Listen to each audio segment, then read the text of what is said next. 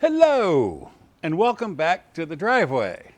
As I mentioned in my last video, I just realized that it has been exactly 6 months, well, 6 months a couple days ago,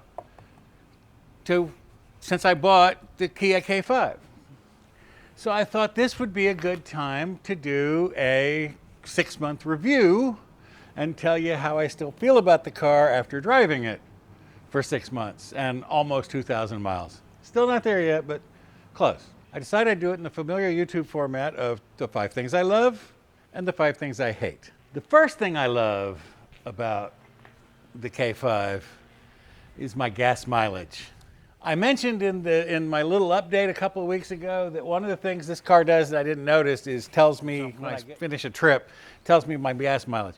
Well, I just took a little trip here in town, and I'm kind of heavy-footed.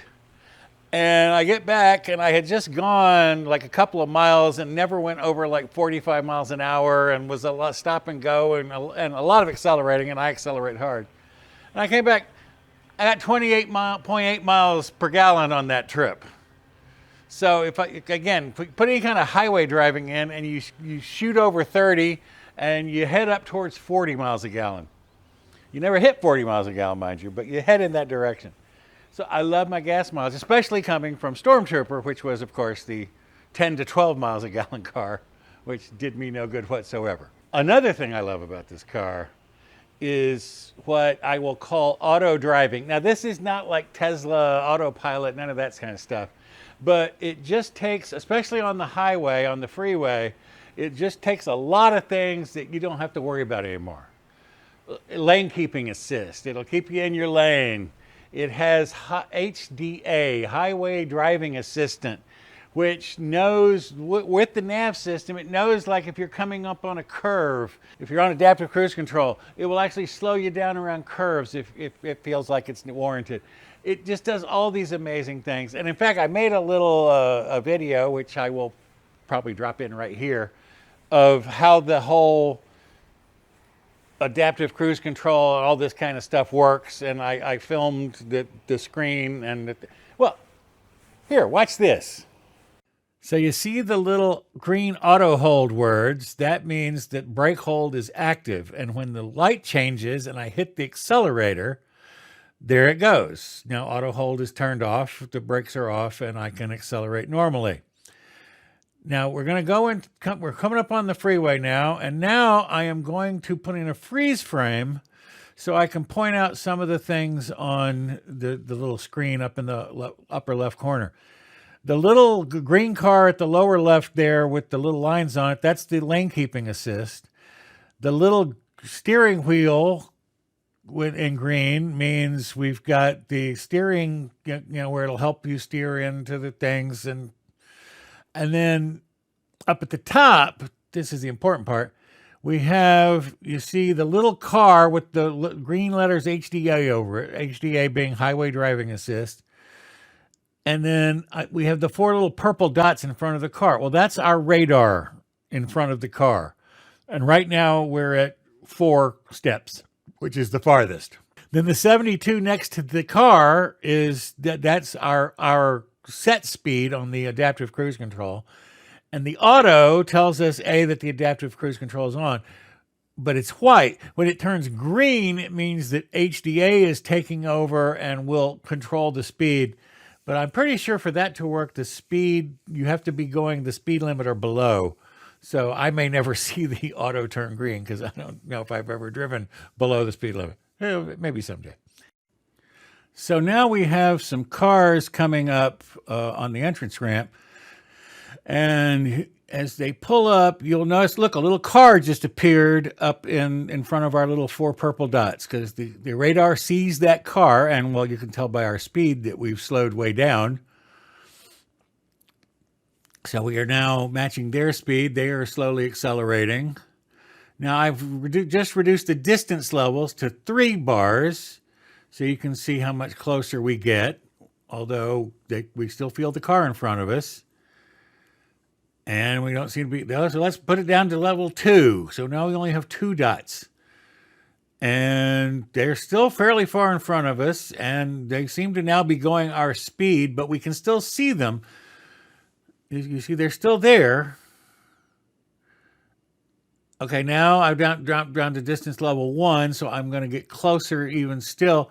But you'll notice that even distance level 1 is a fairly good distance. In fact, when I drive around on the highways, I typically keep it on distance level 1 because I find that that gives the car time, even when people slam on their brakes, the car still has time to stop because this car has really good brakes.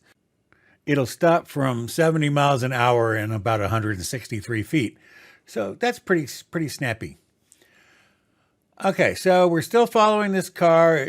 Notice it's turned gray, which means it is not impeding our speed, but it's still close enough for the radar to sense it. There, now we're far enough, it's far enough away that the radar is no longer an issue as far as the adaptive cruise control is concerned, and it won't be until we catch back up with it. So anyway, that was a quick demo of this system. I hope you found it somewhat entertaining. And if not, well, let's get back to the review. Pretty cool, huh? Now, the next thing I love about this car is the styling. I thought this was a great looking car when I first saw it 6 months ago. By the way, I'd never seen one until I went and bought this one. I just went to look. Yeah. That's how I buy cars. I just go to look.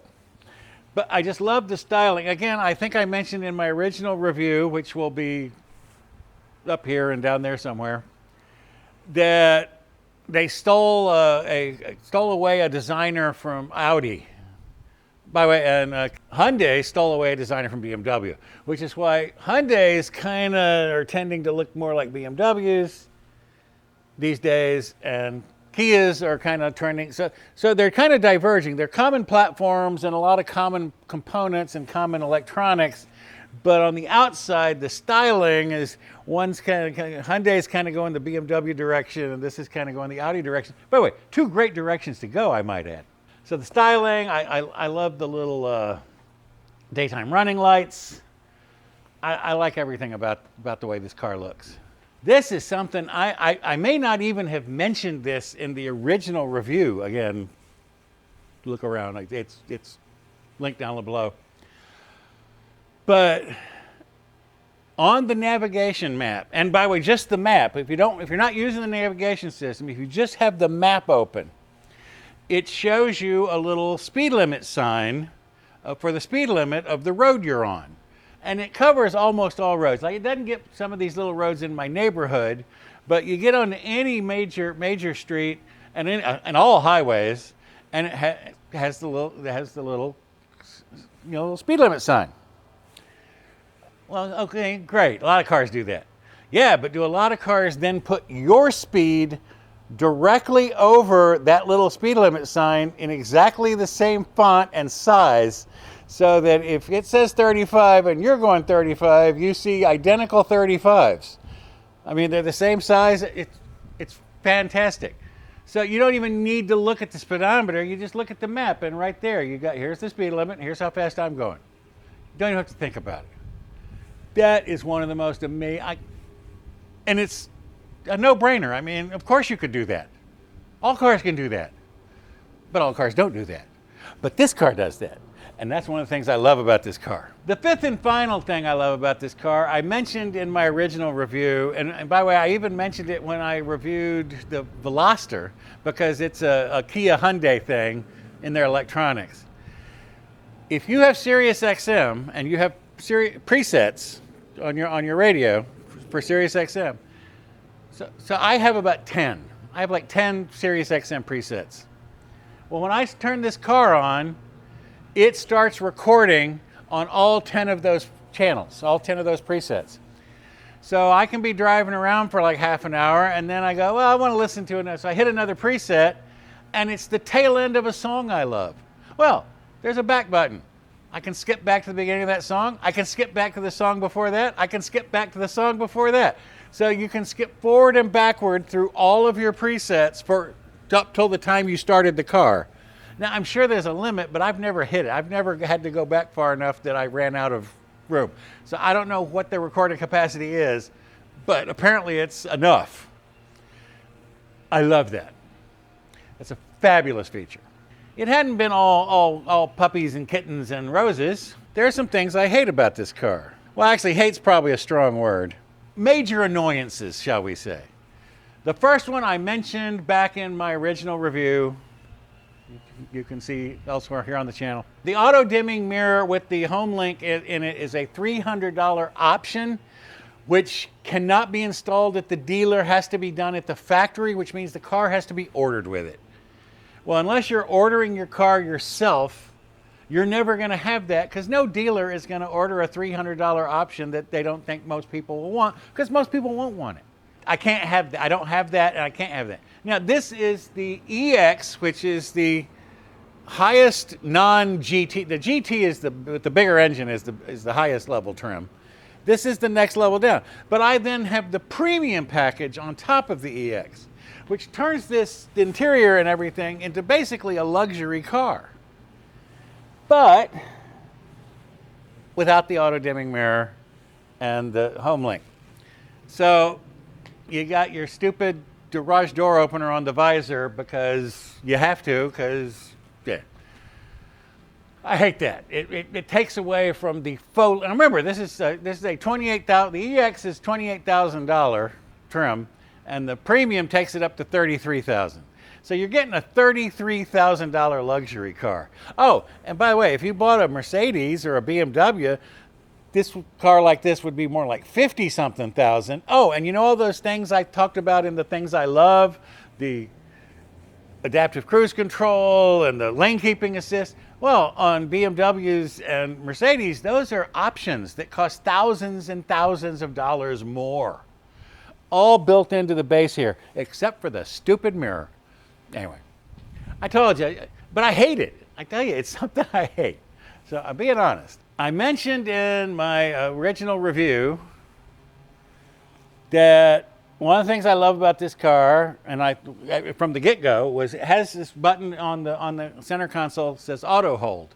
And if you press that button, it lights up. And I think I showed you that in the video, in the B-roll I dropped in about the electronic stuff. You saw the auto hold in action. But, and here's the part I hate about it, it resets every time you start the car. So every time you start the car, you have to press that button again to turn the auto hold back on. When I had my Mercedes, it had the auto stop start. And again, there was a button to turn that off, but it reset every time you started the car. So you had to keep doing that every time. Well, same thing here with the brake hold. Now, I understand there's safety issues. You don't want people might not know what's going on, but I know what's going on. Let me at least make it an option. Put it like 5 levels down where it's hard to get to, but let me turn on brake hold all the time. Okay, this next one. This is a really bad one. So you go to the store, you buy a bunch of groceries, you put them in your trunk, you're on your way home, and every time you turn a corner or speed up or slow down, you start hearing banging. This is because whatever they use in lieu of carpet in the trunk is too slick. Let me show you. I don't know how well you can see this, but it's kind of like a felt, but it's very smooth felt. There's no roughness to it really at all, just a tiny bit of roughness. So what happens is things just go flying around in here. So you cannot put fragile stuff in the trunk with your other groceries. And by the way, anything you have in bags, the bags fall over. So I'm always digging things out from the corners up here because it just all goes flying around back here. Another thing, I don't really hate this. It's annoying, and it's really annoying. And the reason it's really annoying is, well, let me tell you what it is first, and I think you'll see why it's really annoying. This car comes with Carplay and Android Auto. But Carplay is wireless Carplay in the lesser trims with the smaller center console screen. So if you buy the cheaper models, you have wireless CarPlay. So you just get in to the car with your phone in your pocket and it connects up and you've got CarPlay. But if you got one of the higher trims that have the bigger, prettier head unit and the bigger screen, that that one doesn't come with wireless CarPlay. Now you have to plug it in, which, and if you remember from the original review, one of the cool things about this was the charger, the Qi charger, is in the center console, and you put your phone down in it where it keeps it safe. So, you know, it's not a mat, it's like a stick. But it needs to be plugged in to be on CarPlay in this model. Well, guess what? That thing is up. You have to lay the phone on a mat, so when you drive around, the phone's going to sling around and bang into things. Whereas if you had the wireless CarPlay, you'd be fine. And again, the wireless CarPlay is standard on the lesser trims and goes away on the higher trims with the bigger screen. I hate that. Now, the last thing I hate, I have found a workaround for. But I believe I said back in my original review that one of the things I like in a car is I want to be able to easily see how fast I'm going. So I want the big speedometer number in that little center screen between the speedometer and the tachometer. You can have a giant number, which is my speed, which is great. I also like to be able to see the map, not necessarily do navigation, but just see the map so that, you know, I can look and see if when I'm going somewhere, I know I can see how far the turn is, whatever. I like to have the map, and I want to know what song is playing on the SiriusXM. So what I was doing is setting it up so that I had the radio on the 2/3 side of the screen. By the way, in a minute, I'll show you what this all looks like. Or while I'm saying this, I'll be showing you what it looks like. But I put the radio with it, and it has these cool little things. Well, you'll see that on the left-hand 2/3, and on the little right third, I had the map. And again, with the little speedometer and the speed, the speed limit sign and the speed, fantastic. Not so fantastic when you turn the car off and start it back up. That doesn't come back. It comes back off with the screen kind of off. And then you have to hit the radio button on the console for that to come back the way it was. This annoyed me for months until one day, I think it was because I was doing something with the nav system, so the nav came over to be on the 2/3. So the map with the nav system on it was now 2/3 of the screen, and the Sirius radio switched over to be the 1/3 of the screen. It's not as pretty, but it tells you the song, which is, I just need to know what song I'm listening to. Well, now I turned the car off when it was in that state, turned the car back on, it comes right back up to where you were. Comes back with the map, with the thing, perfect. So that's one thing I hated, but I found a workaround. I'd still rather have it the other way around because I like the prettier display for the SiriusXM, but I'll take it. I've told you the 5 things I love and the 5 things I hate about this car. It's very comfortable. I mean, all the things I said about it back in the original review that were positive, none of them have changed unless I specifically said so. So I still love the car. I still enjoy driving it. It's still comfy. I've taken it on a road trip, hundreds of miles. Did great. Very happy with the performance of the car. Well, that's one thing that almost made the things I hate list is the power, because but it's not really underpowered. It's just like normal powered, and coming from Stormtrooper with the 392 6.4 liter 500 horsepower. Well, this seems like a little piddly car, but it's under 3,000 pounds, and it has like almost 200 horsepower. So it's peppy enough. So I didn't put that on the things I hate, but yeah. But anyway, so I'm really happy with it. After 6 months, I see no reason. I won't be looking at other cars. Well, who would be buying a car now? You have to have a kind of a. I'm amazed I got this car. But go here. It'll be linked down below. Go back and watch the video where I describe buying this and actually getting it for below MSRP. from a decent dealer who does not jack up and make you buy all these add-ons and other stuff. That'll be linked down below. The story of this, I think it's called like Farewell to the Veloster and the story of the search for its replacement or something like that. Anyway, it'll be linked down below. But yeah, this car, it was kind of like it was meant to be. In a horrible market, I got it for MSR, just under MSRP and 0.9% financing. It just, I was supposed to own this car, and I do, and I'm very glad I do. I'm glad I was steered into it. So that's the story of this car. Next week, I'm going to do a video about the lens that you are looking through me at right this minute. I bought a new lens for the A7C, and you're kind of getting a little preview of what kind of picture it takes. Well, you saw when I walked it over to look in the trunk, you saw that my head was not, well, it was big, but it wasn't like filling the entire frame like it did with the kit lens. Well, tune in next week. I'll tell you all about that lens and a few other accessories. And this time I'll really show you the other accessories.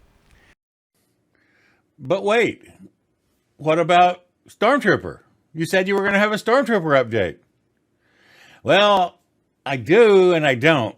It's basically, it's unchanged since when I mentioned in the last video that it was at Carvana, Oklahoma City, which if you look there on the screen, over on the left side of the screen, that's the Join YAA vehicle report for my car, which as you can see over in the left-hand side says dealer is Carvana, Oklahoma City, which is why I told you I thought it was in Oklahoma City. The right-hand part of the screen is the Carvana website where I did a vehicle search on 2020 Challengers with less than 5,000 miles. And guess what? There aren't very many, and one of them happens to be mine, and I know it's mine because if I click down here on vehicle details, notice the VIN number is the same as the VIN number on the other screen. So yeah, this is my car. But again, they don't have pictures of it yet. And it's coming soon, and you can pre-order or get notified. Well, y'all can see what's up at the top of the screen. But that's the update. And by the way, I filmed the rest of this video was done several days ago, but I waited for this part hoping that there would be some sort of update. Still no. I still have a couple of days before I have to upload the video, so I'll check again. But we may have to wait for yet another video for me to find out.